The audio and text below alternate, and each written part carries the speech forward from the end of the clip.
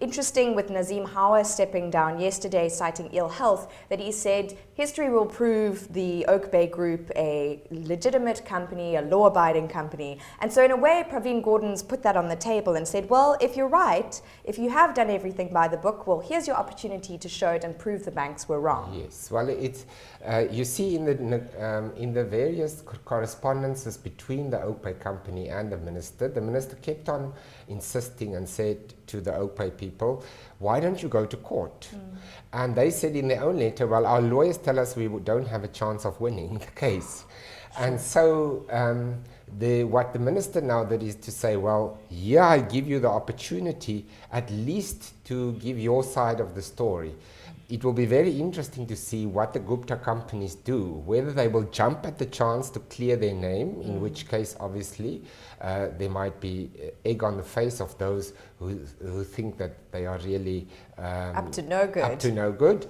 But if they don't, if they decline the invitation, then it is going to create a lot of suspicion that really they are up to really bad things and probably doing money laundering activities or breaking the exchange control regulations or whatever the case might be. Yeah. I did have a look at some of those papers, and it's a really substantial packet of documents.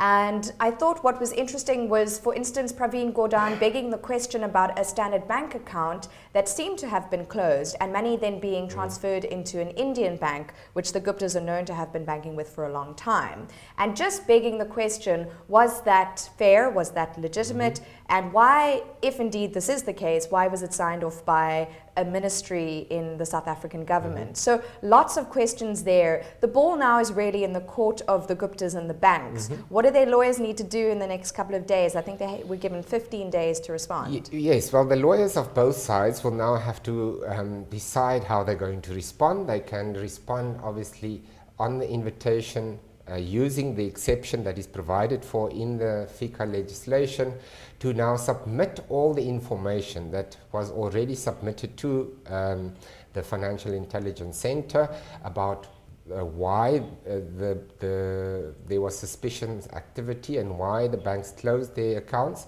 And then the Guptas and their businesses can, of course, come and show that all these transactions are above board.